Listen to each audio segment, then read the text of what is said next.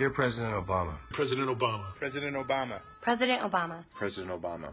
This is a message for President Obama. We don't talk too often, but I got something to talk to you about, and that's the Dakota Access Pipeline. It is not in some faraway place with an unknown group of people. It's being looked at very widely by the press all over the world. We're calling on you to say no. Say no. Say no. Say no to the Dakota Access Pipeline. No to the Dakota Access Pipeline. Say no to the construction and completion of the North Dakota Access Pipeline. And to say yes for clean water. Water, brothers and sisters, that thing that came from above, hallelujah, is going to war over a pipeline of that thing that came from down below. Are we going to let the liquid from down below beat the liquid that came from up above? I don't think so, brothers and sisters. Mr. President, now that the elections are over and billions of dollars have been wasted, you can do something good today. You can stop the Dakota Access Pipeline. This country historically has betrayed the native people over and over again, starting with genocide, moving on to betraying treaties, and now threatening to poison their water and overlook police brutality, all in the name of protecting big money interests. All of the nations who have united to stop the Dakota Access Pipeline have suffered rubber bullets, bones broken. They've been pulled out of their ceremonies. They've been thrown in kennels. And they choose to match this brutality with love and kindness and forgiveness.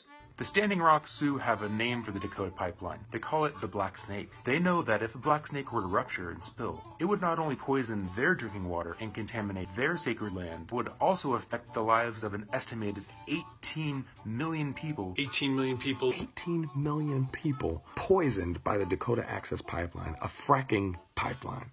Pipelines burst all the time. We have 3,300 significant pipeline spills between 2010 and 2015 alone. The Yellowstone River, Kalamazoo River, beaches at Santa Barbara, Mayflower, Arkansas. All of these places have been contaminated by oil and gas spills straight out of pipelines.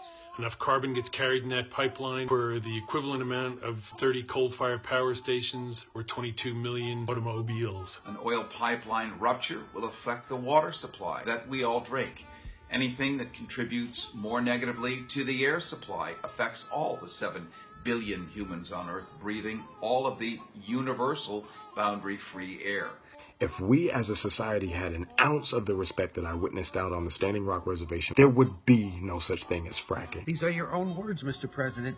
You said we also recommit to supporting tribal self-determination, security, and prosperity for all Native Americans. While we cannot erase the scourges or broken promises of our past, we will move ahead together in writing a new, brighter chapter in our history. This is not just an issue of indigenous sovereignty, but it is also the primary fight in our fight against climate change, fracking, and oil and gas contamination in the United States right now. This $3.8 billion project will cause ecological harm to the entire region and put the water supply of millions in jeopardy. That substance we are mostly made of is threatened right now, and its supply is threatened right now. So, brothers and sisters, we have to get active and remind President Obama to not sign off on the DAPL.